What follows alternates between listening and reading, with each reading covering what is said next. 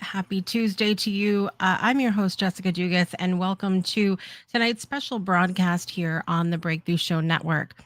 For months now, homeschool families here in Connecticut have been under pressure. We've stood on the steps of the Capitol, filled hearing rooms, and spoken with one united voice that we do not want or need additional legislation targeting homeschooling here in the state of Connecticut. And yet, the attempts to push these conversations forward continue, often behind closed doors, with little notice, and far from the transparency that the public deserves.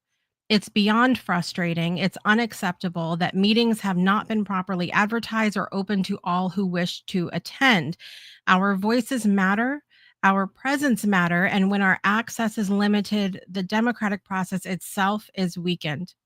Tonight, we're talking about the latest of these meetings, which took place earlier this evening. In that meeting, a representative from the Department of Children and Families, DCF, was questioned directly about homeschooling. This is the same agency that continues to face serious criticism for its own failures, yet is being brought into conversations that attempt to link their oversight to our homeschooling community. We're going to unpack what happened, why it matters, and what it means moving forward for every family who values educational freedom here in the state of Connecticut and beyond. And to help us do that, I'm honored to welcome two of the most dedicated and outspoken advocates for homeschool freedom here in Connecticut.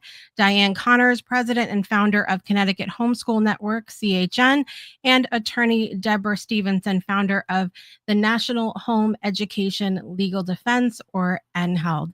So without further ado, I'd like to bring them onto the screen so we can get right into this conversation.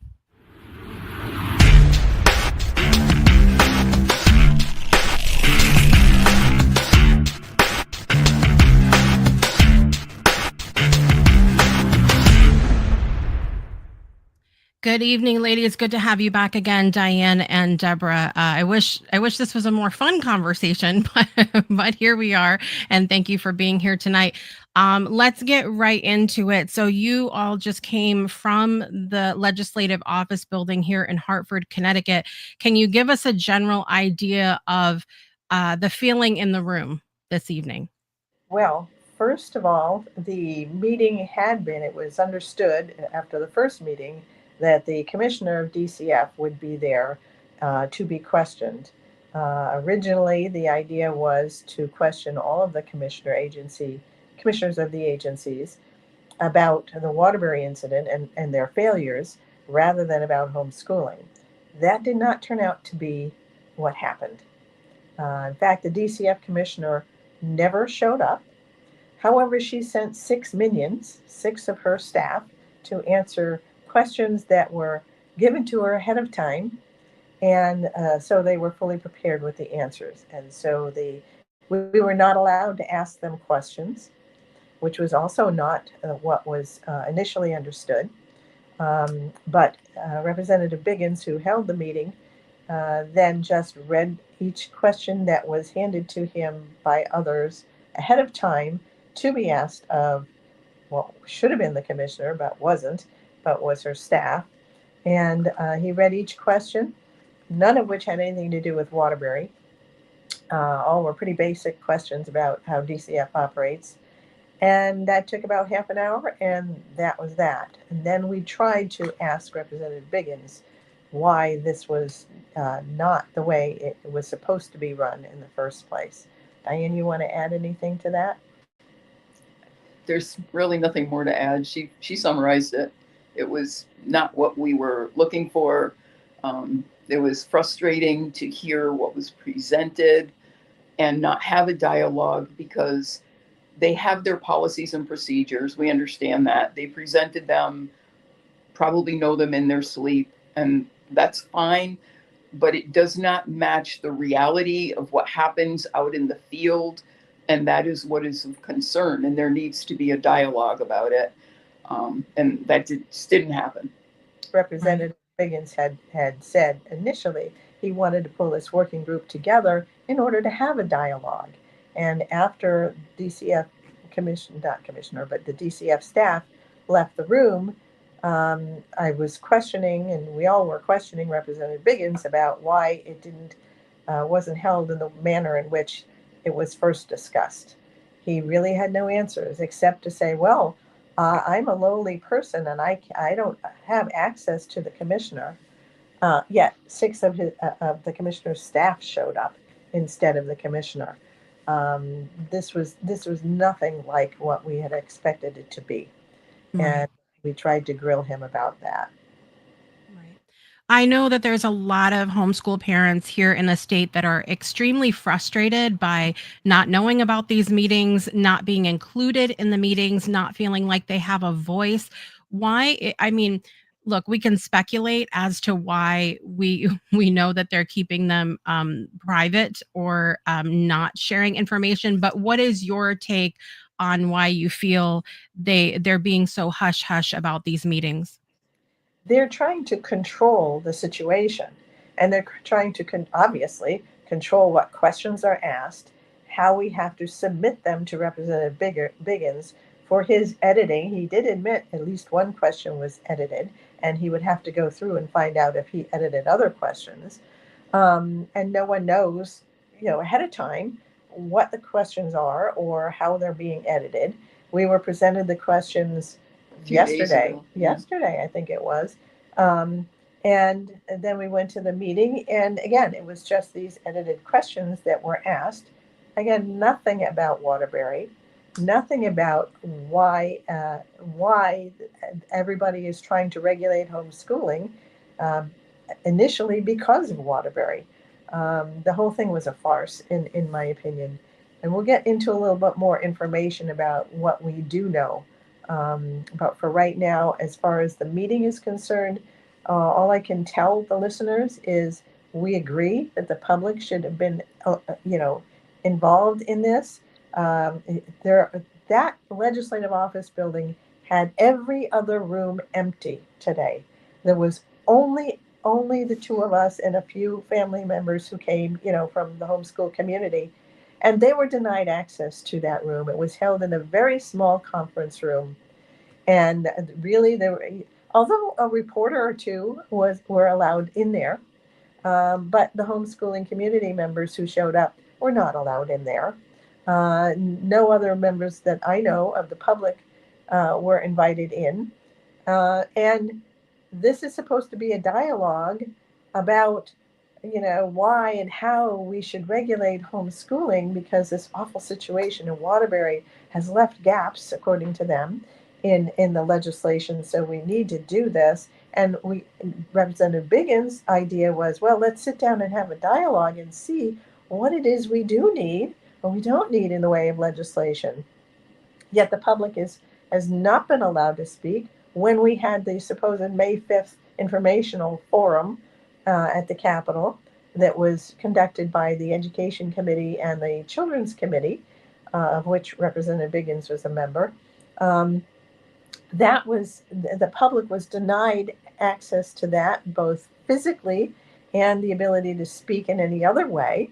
That was held in a meeting at Legislative Office, big room, but there were 4,000 plus homeschoolers who wanted to know what was going on, and they did not have any other access rooms where they could hear anything. They did not set up any video communication so people could hear, that I recall anyway. I may be wrong on that, but in any case, not everybody got to hear, and nobody got to speak except the invited people, and we were the only ones who were invited to speak on behalf of the homeschool community.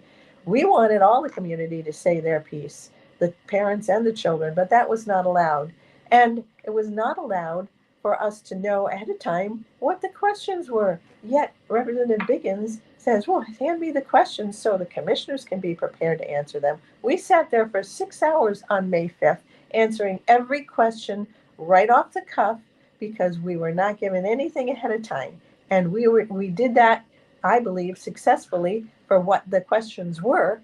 But the point is, where are the commissioners? And Representative Biggins said, when I asked him point blank at the end of the meeting, well, is the OCA is the next commissioner to be there. Will the OCA commissioner be there? Well, he says, I don't know. I have no access to her. I contact the staff. I said, well, will the other commissioners be there? Because that was what was agreed upon at the first meeting. Well, I'll contact our staff, but I can't control the commissioner. I'm just a lowly person. So that entire thing that happened at the first meeting, where we were promised that each commissioner of these agencies involved would be at the meetings, and the panel, the invitees, could ask questions as to what happened in Waterbury, and it did not happen that way. It looks like it's not going to happen that way at the next meetings. Go ahead, Diane.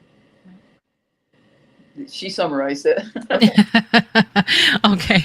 All right. So was there anything, let me ask this first. So when I go to the website for the Capitol building, you can see other meetings on the calendar. You can see ones being streamed, and there seems to be really, and this is why I have said, as I've shared about this live stream tonight, that this is a live stream that everyone should be concerned about. This is an issue that everyone should be concerned about, not just homeschoolers, because if they're leaving this off the calendar, what else are they leaving off the calendar? And it should be concerning to everyone. So I just wanted to say that out there.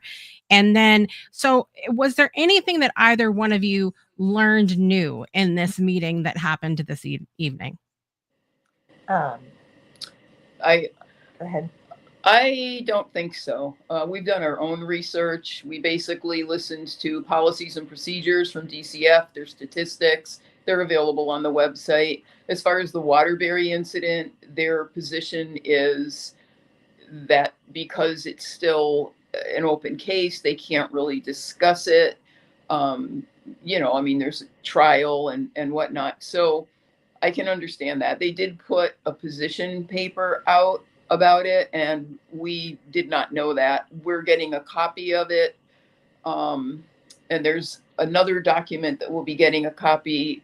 Oh, the actual responses that they gave in the meeting today to the questions. We're going to get a copy of that because, it wasn't sent to us.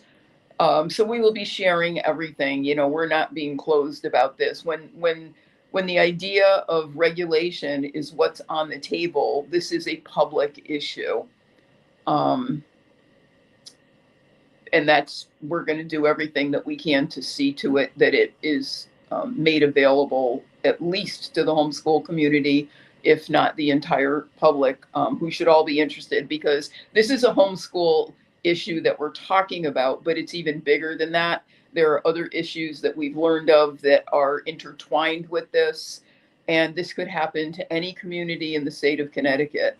It just happens to be us right now, and here we are talking about it. Right. Any other thoughts on anything you might have learned new tonight, Debbie? I learned that some people that were there from the DCF commissioner's office were not truthful in many ways. And I don't know when you want to get into the new information we have, but we have a lot to share.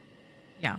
So speaking of new information, I just saw the document that's going to be released, Deborah, from your office, which again is National Home Education Legal Defense.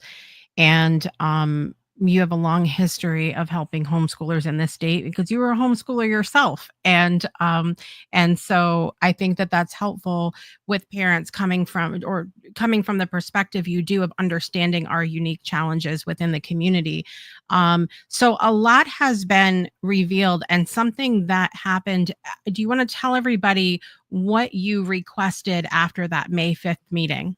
Yes, at the end of the testimony, my testimony, I had prepared a number of Freedom of Information requests. I hand-delivered them to the co-chairs of the Education Committee, the co-chairs of the Children's Committee, also to the governor, to the commissioner of DCF, commissioner of the Department of Education, and the Office of Child Advocate, and the Connecticut Association of Public School Superintendents. All of those were delivered May 5th in person. We have been waiting for responses. I can tell you that the governor's office did not even acknowledge receipt of that Freedom of Information request. I immediately appealed that decision as a denial, a complete denial. Didn't send anything from the governor's office. Similarly, CAPS, the Public Schools Superintendents Association, denied to send anything, claiming that, well, they're not a state agency, when they consist of all of the superintendents of the public school system in the state and or principals, whoever their designee is from the public school system. So that's under appeal, and arguably they are an agency, is what I'm going to argue. We did receive documents, but not entire documents, from the Department of Education, the Office of Child Advocate, and the Department of Children and Families. Now, we received over 2,000 pages of documents, which we painstakingly went through, page by page, taking notes on each, trying to figure out who did what when, what's going on. And we found a huge amount of information. And again, this is not all that we expect to find, but this is the main point right now that we have found, and we have put together, and we have published, and we're publishing both on CHN's website and on NHELD's website. The NHELD one is nheld.us, and it's in the news page. But basically, what we have discovered is that the Waterbury situation happened. The news story broke about it on March 12th. 5 days later, the child advocate contacted the governor's office and certain legislators, the co-chairs of the committees, and other people. The people I've just mentioned, actually, DCF and CAPS, and the people, basically the governor, and said this: here's a bill that I'd like to discuss with you, a draft bill to regulate homeschooling. 5 days after the story broke about Waterbury, the child at the time who had been enrolled in the public school system for 5 full years, everyone knew the child was starving, stealing food wherever he could get anything, and starving allegedly by his stepmother, who was herself a Waterbury public school teacher at the time. The principal of the school then reported this poor child as being neglected or abused, and he claims in a newspaper article over 21 times both he and his staff reported this situation. And DCF and the police said, we checked it out, everything's fine. And Diane, I think you have some quotes from the principal that are relevant at this point to discuss, and then I'll go on with the scenario with what we found. Sure. Yeah.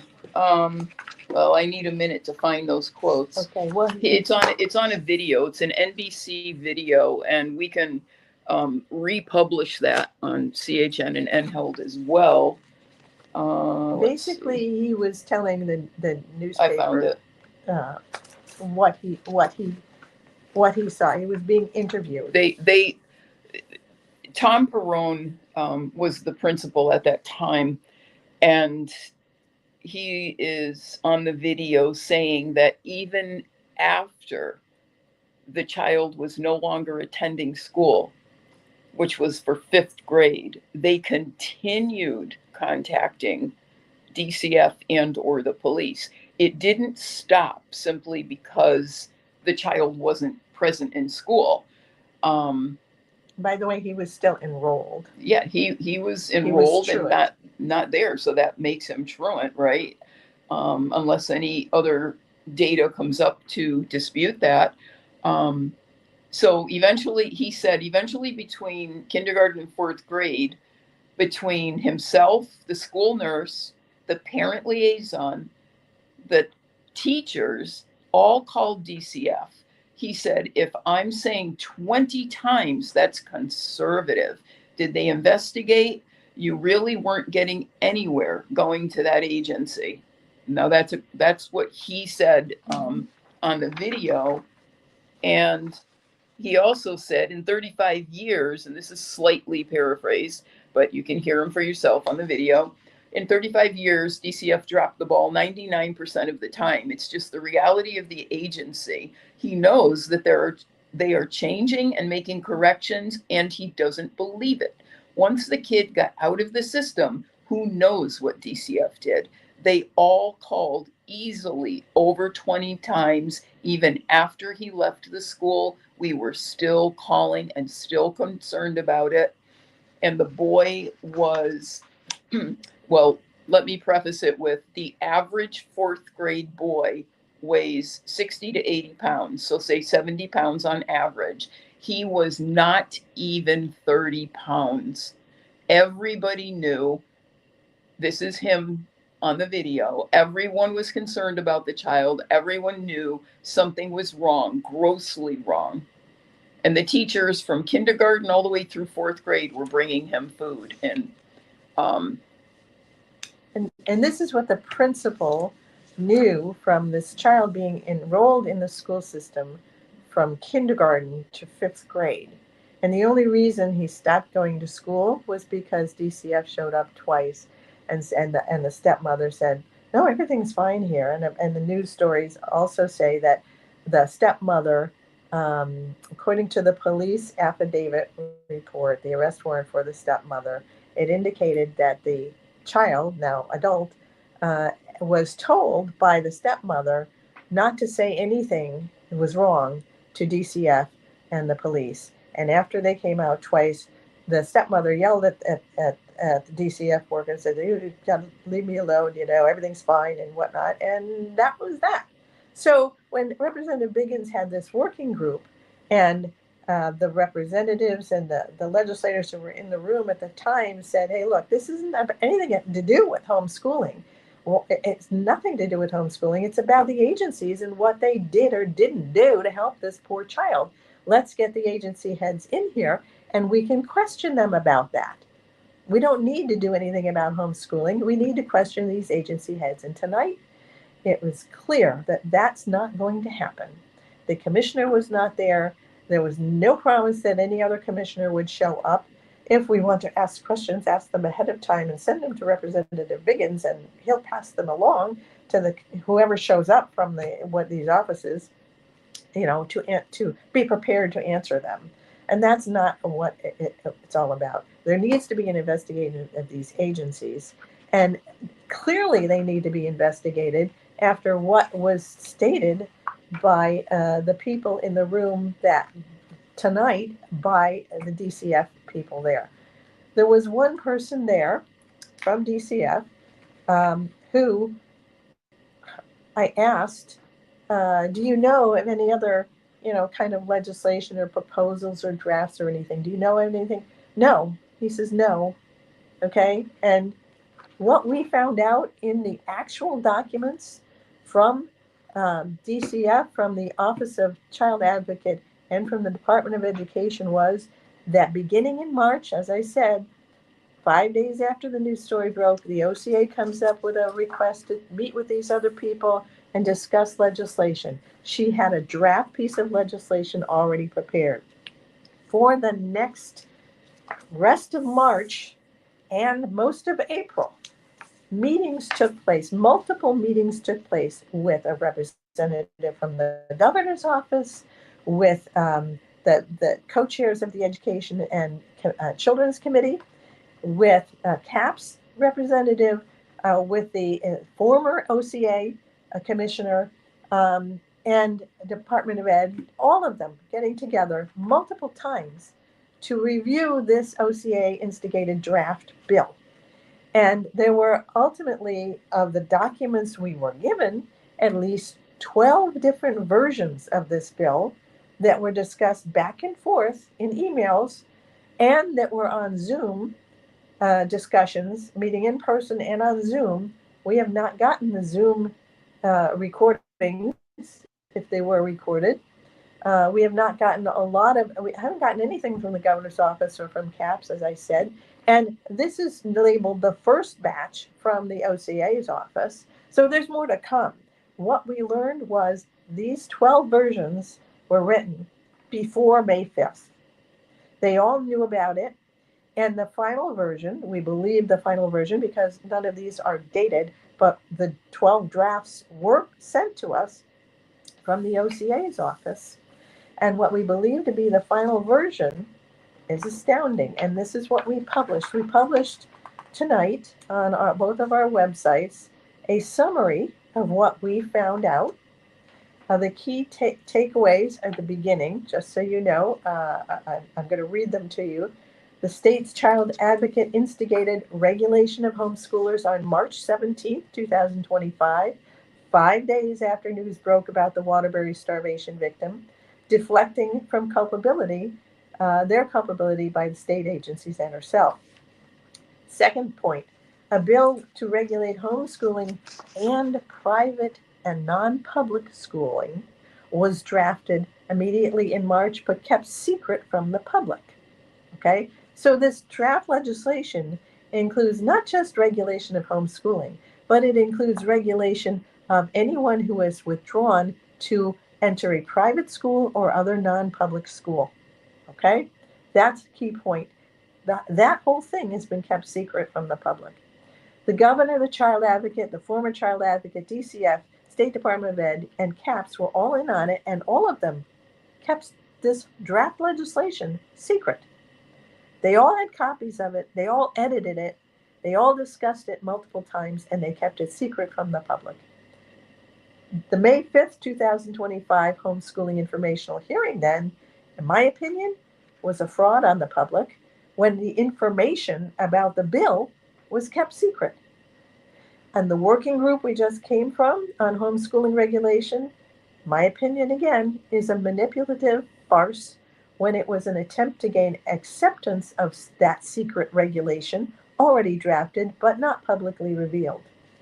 We're calling again for an independent investigation, objective investigation into this apparent cover-up because, as I said, not one person from DCF indicated anything about the draft legislation.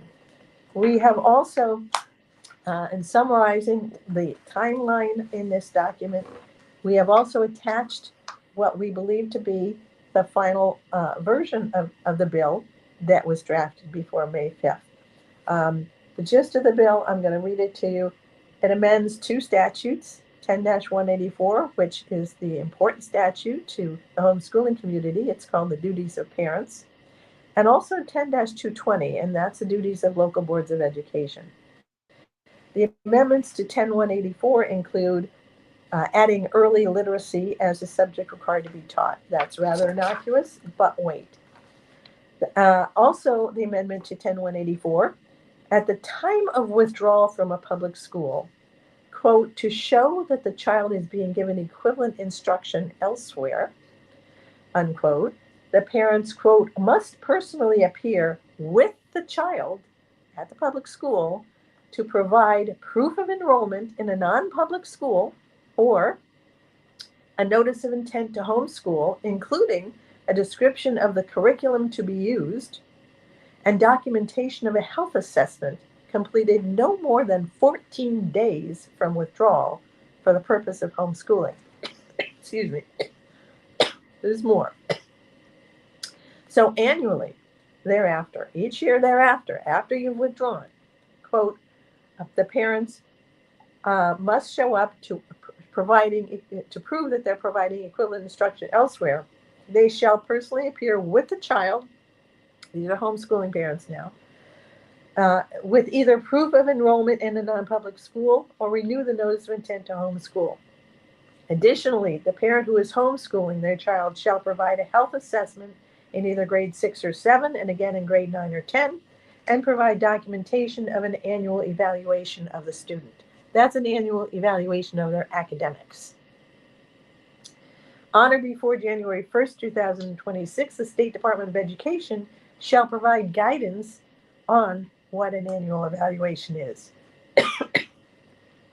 Also amended to 10-184, nothing in this section shall entitle a student receiving equivalent instruction elsewhere to public school privileges. That includes the non-public school or private school students.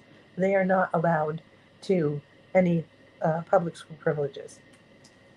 And finally, to 10184, this is added. Nothing in this section shall be deemed to require vaccination under section 10204A of a child who's being homeschooled. Now, you will see in the emails that we have access to that they were going to require homeschoolers to be vaccinated. And then at the last minute, they edited that part out. Okay?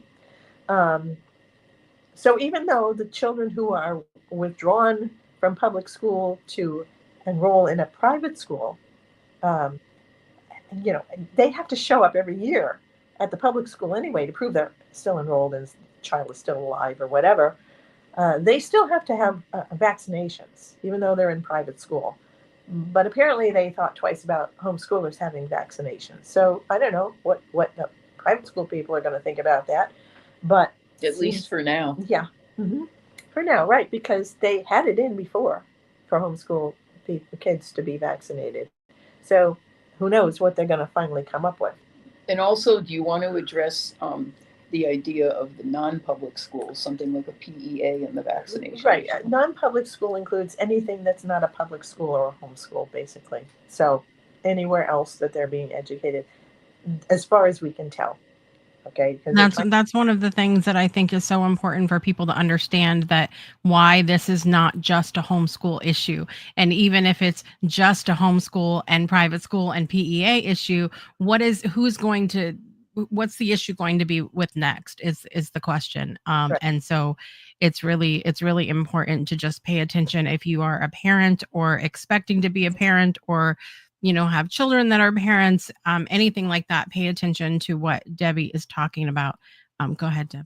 Okay, and the amendments to 10220 include, quote, upon receipt of documentation. Now, this is for the public schools, right? You have to show up every year too.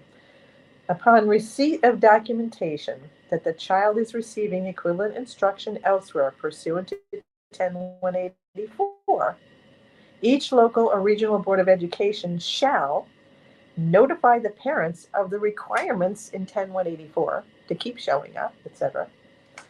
And this is the important part too.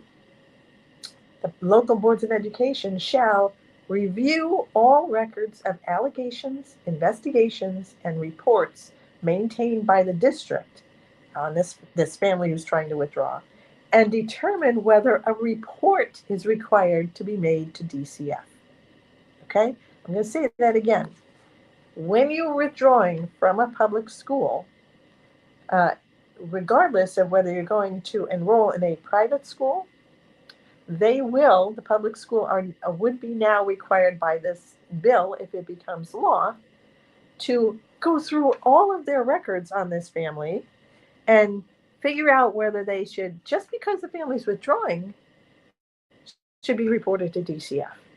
Okay? That's what they're proposing to amend to 10-220, and I already read the ones to 10-184. There you have it. The bill was already drafted before the May 5th informational session, and everybody kept it quiet. The 4 co-chairs of those 2 committees that were sitting there did not mention a word about it. The DCF commissioner that was sitting there did not mention a word about it. The OCA that was sitting there did not mention a word about it. CAPS, Fran Rabinowitz, did not mention anything about it. The Department of Education chairwoman did not mention anything about the bill. Who else was left? I forget who else. And of course, we didn't know anything about the bill at that time, which is precisely why I hand-delivered them the Freedom of Information request to begin with. I'm quite sure there's more in the 2,000 plus and more documents to be expected that we will learn. But we wanted to publish this much at least, so that you can begin to understand how they're keeping things quiet from the public and keeping the public out and controlling this working group. Why? Because they want to have a consensus of what the bill should look like. They already have the bill written. Yeah. It looks like to us that they are trying to get the leadership of the homeschool communities to agree with them. Oh, regulation of some kind. And we're giving you a chance, a seat at the table so you can help us figure out what, if anything, we should do about homeschooling regulation. When all the while they've met behind closed doors and come up with their own legislation that they want to feed us. Right. And we're not agreeing and we're not compromising because there's absolutely no need whatsoever for any new legislation. We already have legislation. They don't enforce what they already have. And DCF needs to do their job. That's not on us. This is all a deflection from their responsibility and their liability that they know they failed this child for 20 years. They failed Matthew Tirado. He's dead. How many other children are dead and being harmed? And what about the 87,000 plus kids who are chronically truant? And the DCF representative sat there today and said, well, what is abuse and neglect? Well, abuse and neglect is, when educational neglect is when, chronically truant. 87,000 students and more are chronically truant right now. And what is DCF doing about it? Where's the commissioner to ask her that question? None of the 6 people who represented her there answered that question. We weren't allowed to ask it. Okay. And they knew that. And they got up and walked out while I was trying to ask questions of Biggins and them. And they walked out. End of meeting. That's what happened. There's a lot. There's obviously a lot to unpack in here. I'm going to make sure that the link gets put down in the show notes for anybody that's watching on the replay. And then also you can go to, I had the link there already, NHELD.us. NHELD.us. Let me bring that back on the screen here in just a moment. And it's on the news page. Yep. So that link is the direct link there. But if for some reason the direct link doesn't work, you can go to NHELD.us and the in the news link at the top of the page will take you to where you need to go as well. Okay. So what to unpack with this? I think we've already talked about how and why others should pay attention to this that aren't homeschoolers.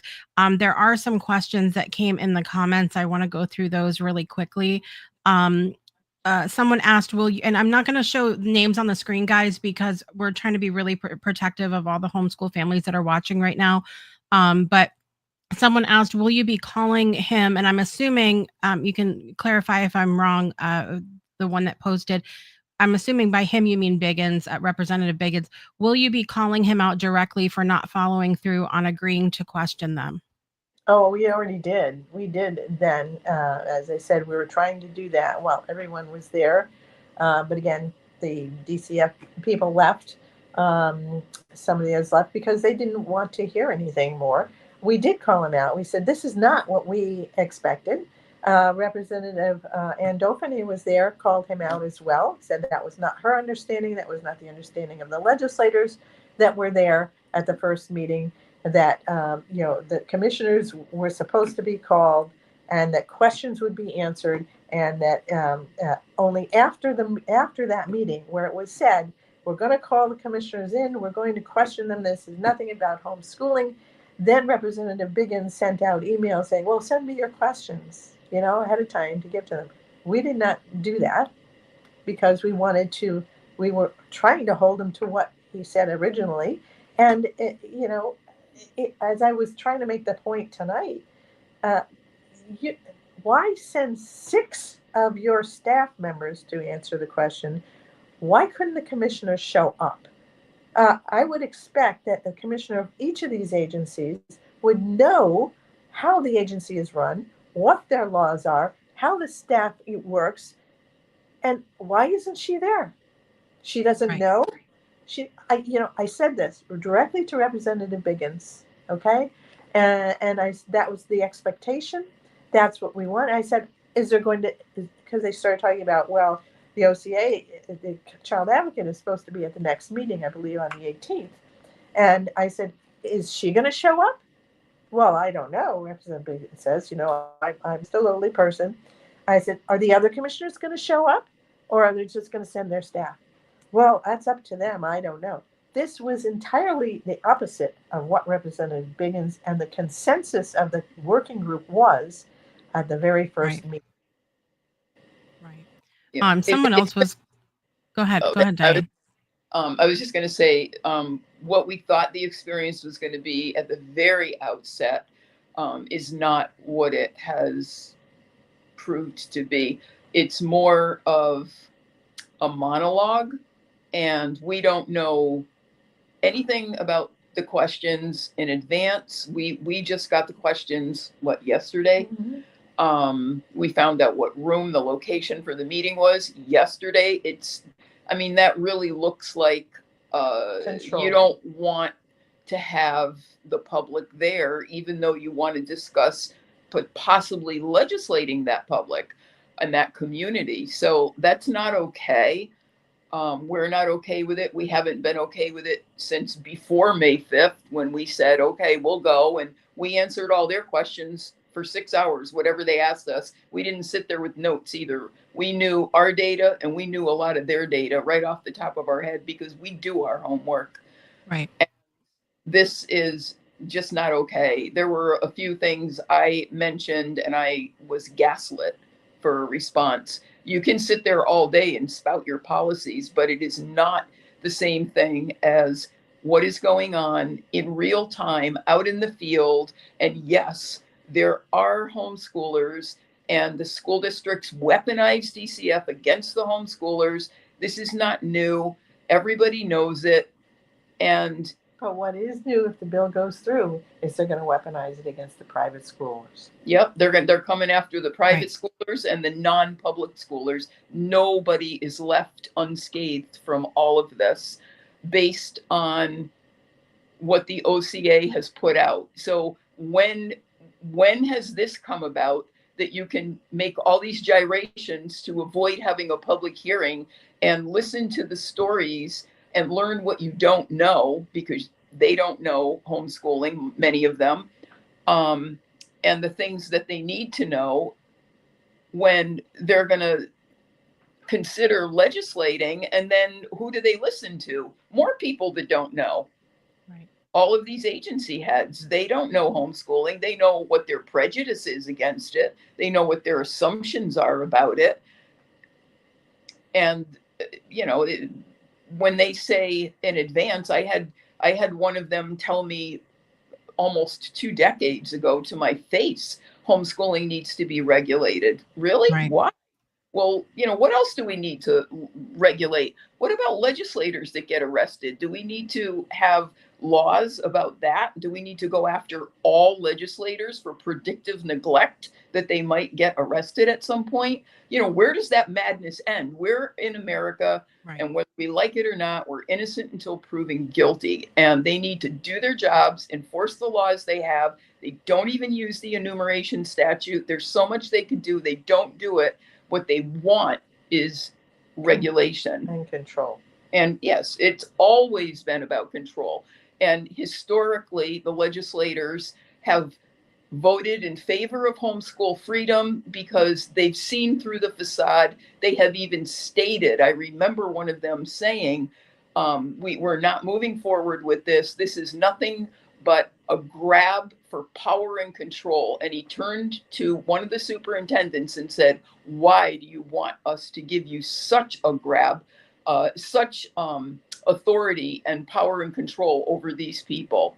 And that was going back to HR 5535, 2003, I believe. It was awful. And this is how we've been treated for decades. And 99.9% of the time, our kids are flourishing. They are growing up. They're becoming adults. They're choosing what they want. They're living their lives and moving forward. And many times you have now second generation, third generation homeschoolers.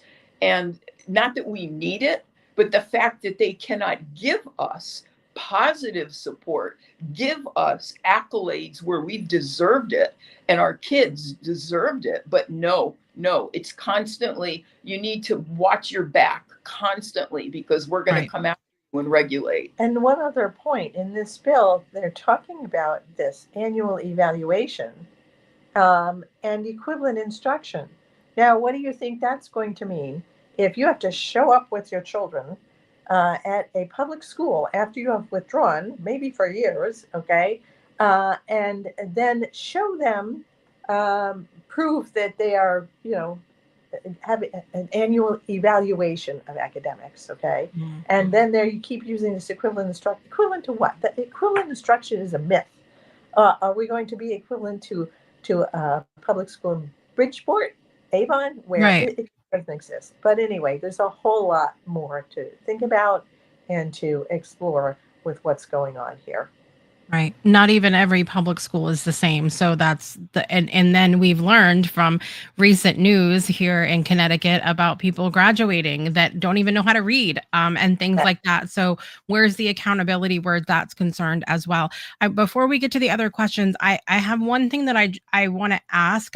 You may decline to answer if you would like, and we don't even have to get into the specifics of it. But have you been encouraged at any point by any of the legislators to not to keep these meetings and what's going on under wraps?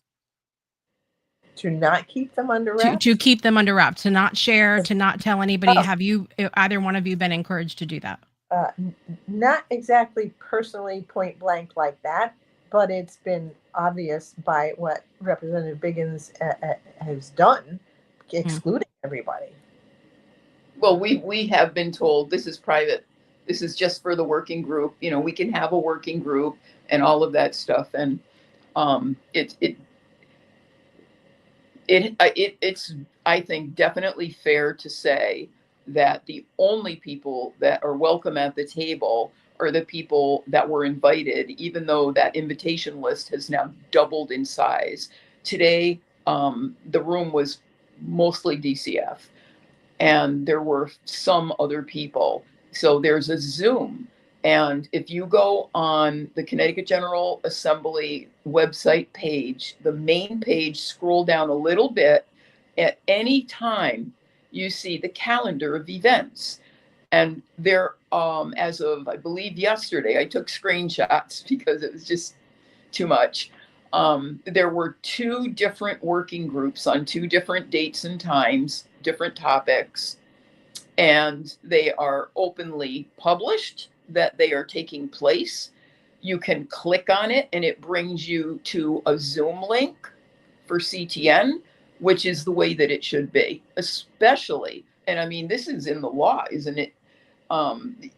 This is supposed to be open. It is FOIA-able. And so we asked today if the Zoom was being recorded, and we were told no. But we recorded. There was media. There were 2 or 3 media outlets that were there. And I asked, "Are you recording?" And I was told yes. So the point is they controlled everything. Just the other part about the Zoom is, in order to get into the Zoom today, you had to show your name and be part of the working group, or you were not going to be let in. Right. I mean, what is the harm? They couldn't ask questions. Why could they not see the process? Right. So a couple of the comments that came in, they don't even have the manpower for that. If ASD children can't get evaluated for a diagnosis, how can someone evaluate the child academics, or evaluated fast for it as well? What about people? Somebody asked, what about people who start out in private schools to begin with?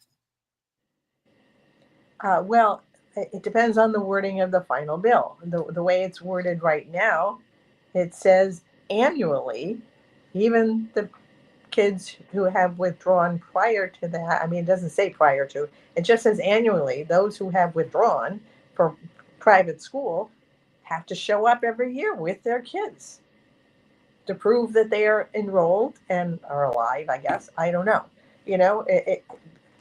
I wonder if this would solve the truancy problem if they pass a law saying that they all have to show up every year.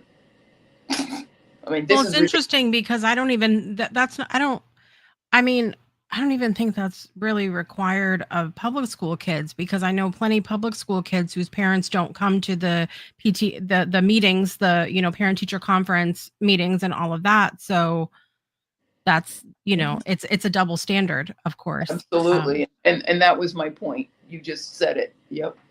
Right. Right. Indeed. Somebody asked, and then somebody came back and answered. So I'll just read this. When a bill is being drafted, is it typically available to the public for viewing? And somebody said, yes, all bill concepts are generally posted and start in a committee to be voted out of committee before it goes to the chamber for a House and a Senate vote. But obviously, this is the first. This is the first we're seeing of a possible, Again, proof of. I would suggest that all homeschoolers get familiar, if they're not already, with the Connecticut General Assembly website, the main page. And on the top there, you can cursor over all of the words that are there and get a drop-down menu. And on one of them, it says deadlines. And when you click on the deadlines, it opens up a whole chart that I printed out every year. That chart will show you when they raise their proposed bills.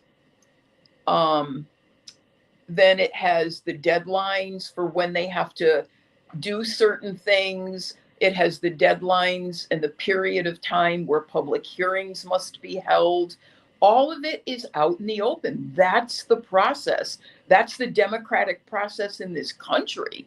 And they have circumvented it with this issue so that agencies are working with legislators, key, co-chairs. Many other legislators are kept in the dark about it all. And they're telling us that they truly did not know. They were kept in the dark.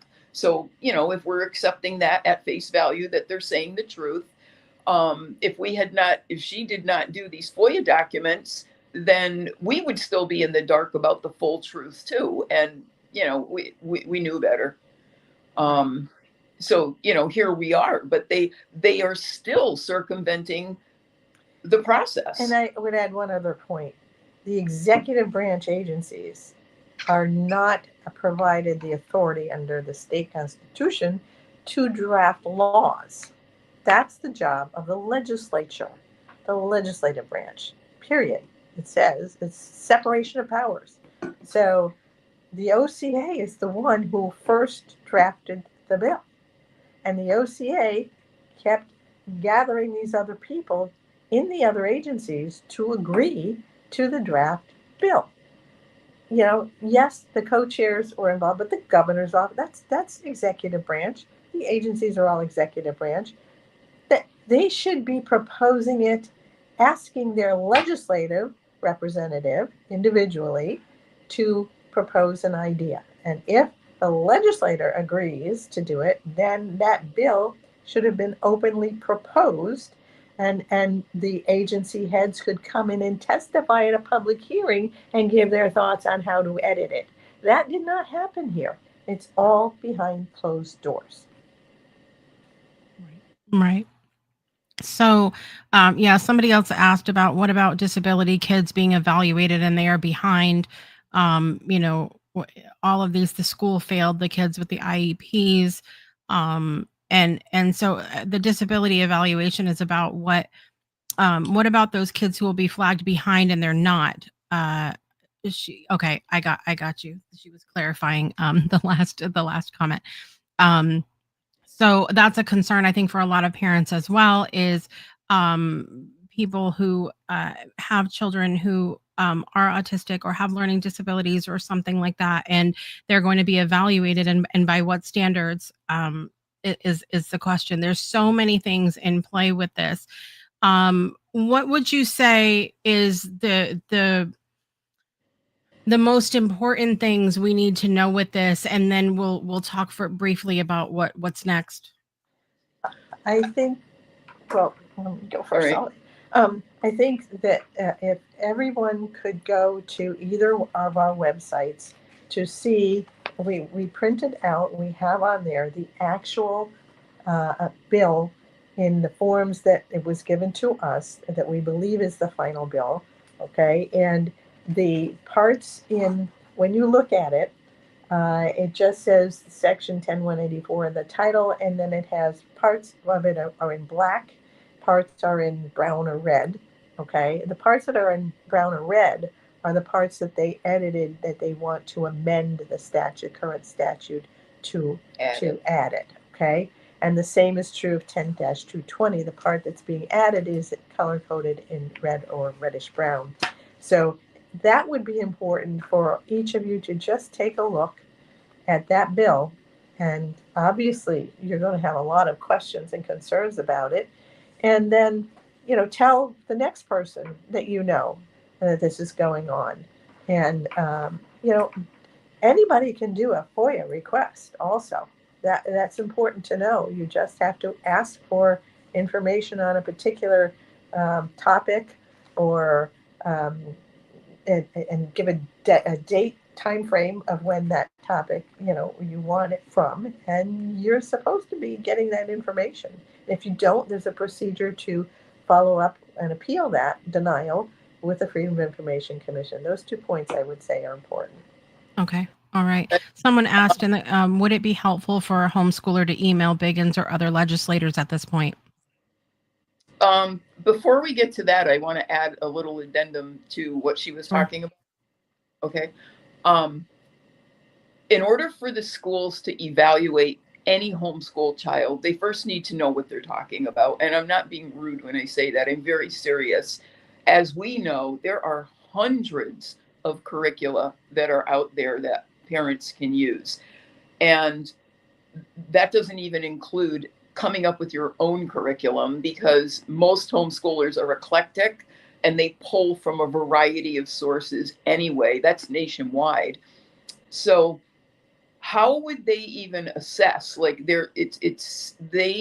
for them to even say that shows their own limitations of understanding, because they're used to, they have their one size fits all method that they use. They test for that one method, and that's it. So with us, let's say you have an average child. Well, that's easy to do. If you have a special needs child, it becomes more complicated. So if you have a special needs child in the school, their way of assessing is very different, because they often make accommodations knowing that academically the child, depending on what the child's special needs are, they will make accommodations as far as academics goes, because there are certain children that cannot meet the average, say, third grade or sixth grade, whatever the grade may be, because they are not able to do it. So what do? They modify the curriculum. Well, then what do you do with testing? They modify the testing as well.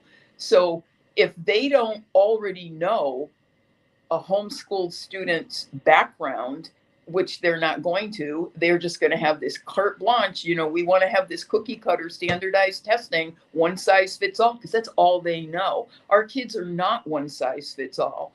And all we need to do, and I'm not talking about reporting to them, I'm talking about within a family, all the parents need to do for their own child is to know and to see that they're progressing.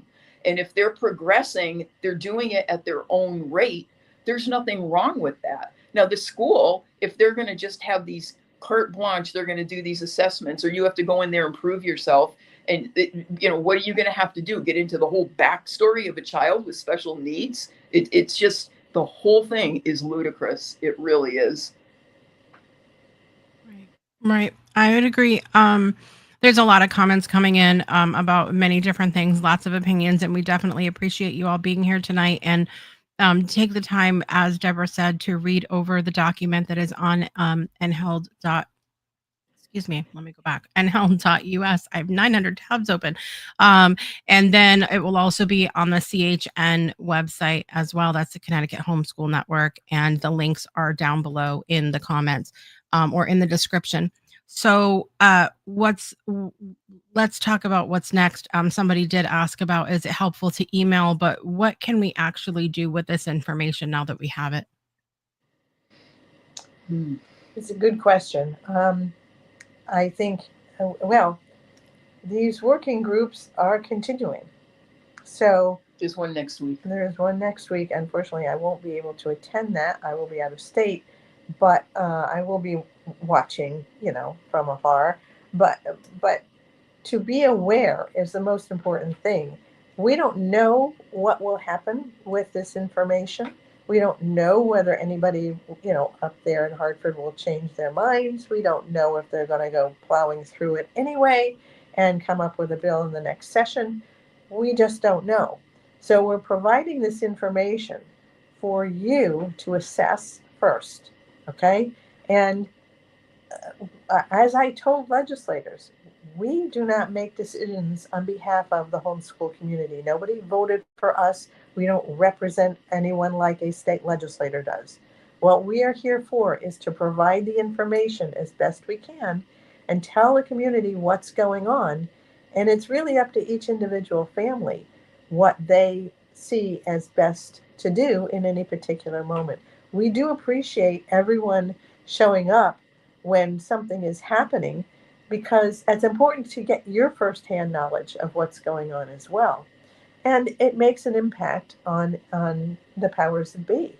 So any time you feel it's important to do something, and we're here to ask questions too. If you're in doubt, anytime you can email any of us, either of us. But your guess is as good as mine at this point.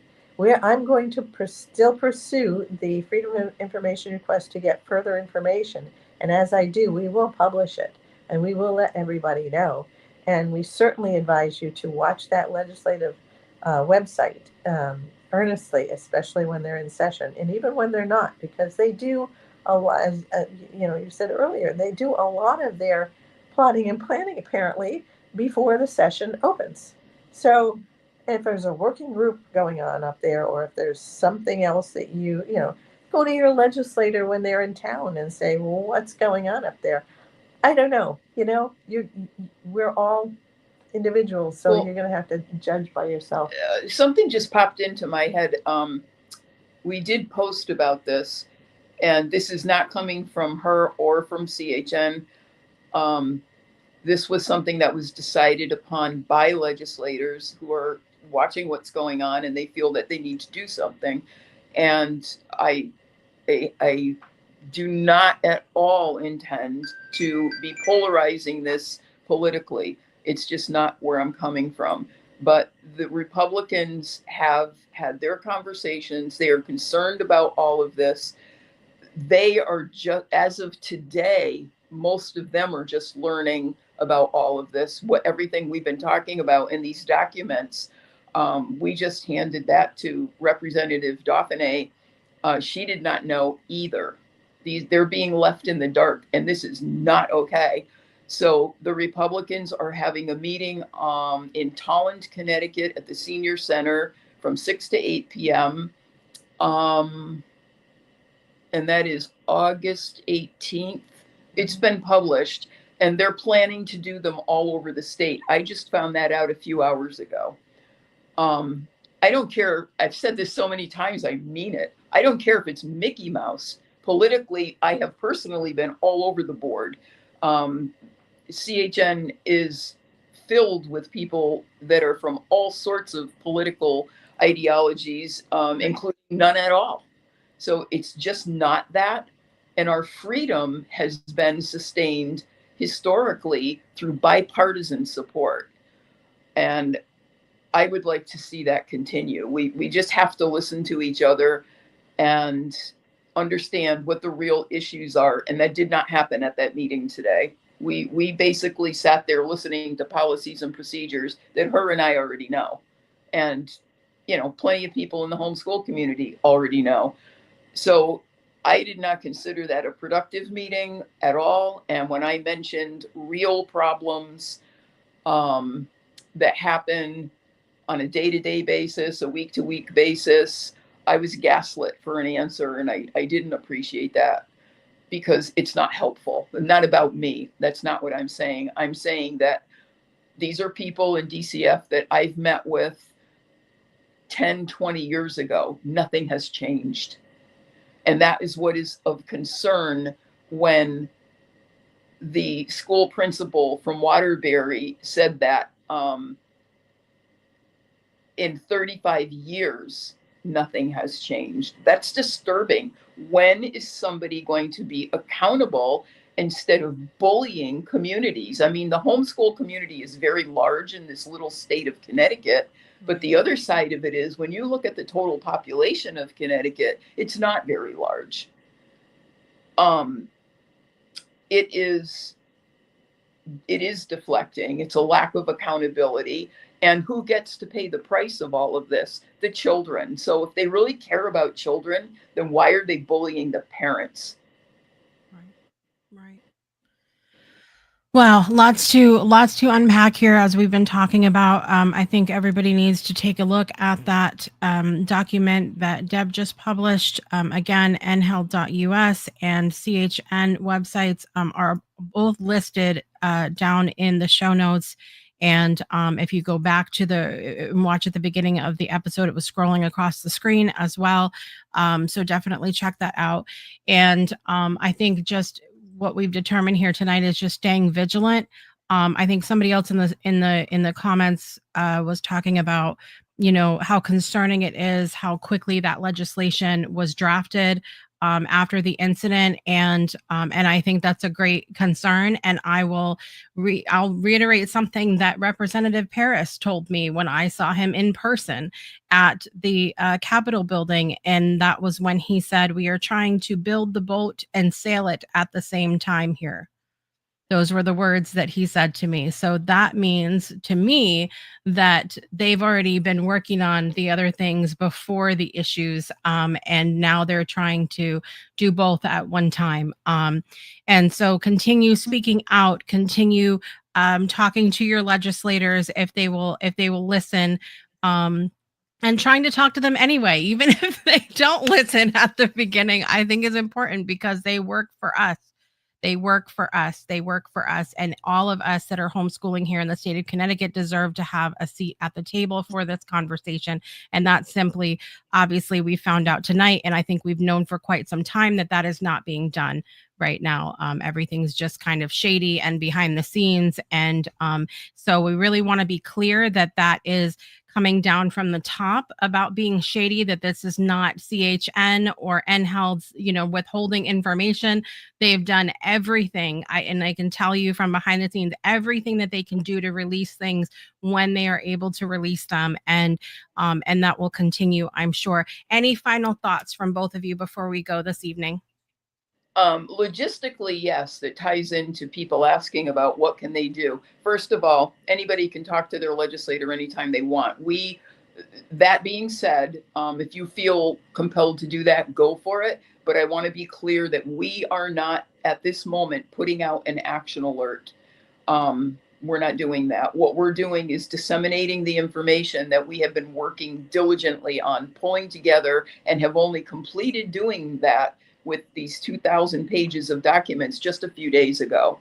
And we already know that next week there is another meeting at the LOB. We're assuming it's the LOB. We do not know what room. And I called him out today by saying, we still don't have the questions. You wanted questions, but we still don't even know what the questions are for the OCA. She gets to see them in advance, may not even be there, and send her people. It's a very small office. She doesn't really have people very much, but whatever it's going to be, it's going to be. But they are the ones that are in the know. We don't know. We just got the list of questions yesterday, and he admitted that some of them were edited. So that's not cool. This is all going to be very fluid because this whole working group process, it is very fluid and it is in flux. What we're talking about right now, some of this can change by next week. That's how we've had to be so flexible with this. And the whole community is, kind of going to have to do the same thing. As soon as we have information, we're going to put it out. We don't have time for all of the information. We're going to be posting it on the CHN Facebook, the main Facebook page, and the sister group Facebook page. And we don't yet have it up on the website, but we will soon. Debbie already has it up on her website. We have additional information. She did a document having to do with how to work with the media, because as we already know from this year and also previously, there are times when the media does do a really good article. It's really fair. It's presenting both sides of an issue, referring to homeschooling. And there are other times when it's like, oh, interesting. You have some of those FOIA documents. We see emails coming from the OCA to the media and feeding them information. So what's that all about? Do you call that investigative reporting? I don't. So there's a lot of concerning issues along that line. So how many times does a homeschooler speak to the media only to have what they say, if it doesn't fit the narrative they want, ignored, and then they publish something different? It's like this again: control, control, control. Who are they serving? That's concerning. So we're going to be publishing on the CHN website. We'll be publishing this statement to the media and to the public, and homeschoolers can use it to communicate with any media connections they have, and as well as the public, their friends, their family, their neighbors, because the people in Connecticut need to understand that this is happening to the homeschool community. We're not the only ones, and you don't know who it could be in the future. It's the private school and non-public school. Yes, the private schools and all non-public schools. This is a wake-up call. This is really a wake-up call. They need to pay attention, and especially the issue with the vaccines. I mean, the medical freedom community went through some really, really rough waters, as many of us already know, and had, I'm going to say, the religious exemption wrongfully removed from them. Their kids were forced out of school. Many of them, they rallied, they came together, they created private education associations, PEAs, and they are doing the best that they can so that they can sustain their child's medical freedom. And this bill draft here includes them. It includes everyone, and that needs to be understood. That's not okay. It's uncalled for. Absolutely. Absolutely. And I second what you were talking about the media in general. Everybody in mainstream media has somebody to answer to. And that's why we do what we do here on the Breakthrough Show Network, because I'm the boss. So I get to say what comes on here and what doesn't. And I did link below. Make sure you guys go subscribe. There is a homeschool playlist of videos that I have put together that have included every conversation we've had so far with Diane, with Attorney Stevenson, so you can get caught up. If you've come here tonight and you've thought, I have no idea what's happening, but maybe I should be paying attention, go check out all of that playlist. And every single time we have another broadcast, that will be added to that playlist so that it's all in one easy place for you guys. It's down there in the comments, and you can just click it, and there's a little subscribe button so that you don't miss when a new video comes across. Any final words from you, Attorney Stevenson? I just thank everybody for paying attention, to be aware. And what I try to do is present the facts, and I won't publish anything unless I'm pretty darn sure about the facts that I'm publishing. So that, it may take a while to get everything together like it did this time. 2,000 plus pages is a lot of work to summarize and to figure out what's going on when. But you have a good idea from this document. And as I said, anyone can also do a Freedom of Information request. But it does take time. It takes time for the person you're asking the information from to actually provide it. So we asked on May 5th, and we're just getting it together now. So, have patience. We will provide the information when we know it, but we're going to do our best to make sure that's accurate information and accurate facts first. Thank you. Thank you. Again, the links, nheld.us are down below, as well as cthomeschoolnetwork.org. And you can find out all the information there. There are a few different Facebook groups that you can go to for information as well. There is a Connecticut Homeschool Network if you guys are already homeschooling. There's also, for those of you that are seeking it, and maybe you might be feeling a little discouraged tonight, we want you to still come join the Seeking Information group and come find out, have that support around you. That's one thing I will say. Being a homeschooling family in 2 different states now, this is the support in Connecticut that I've experienced compared to the other state I was in has been unbelievable. Just overwhelming support from people. Everybody really is a community. And so I highly recommend that you get involved in the CHN groups online if you are homeschooling or thinking about it. And pay attention. This is for everyone. Share it out. Go download the document, print it out, print copies for your friends if you would like. That would be great as well.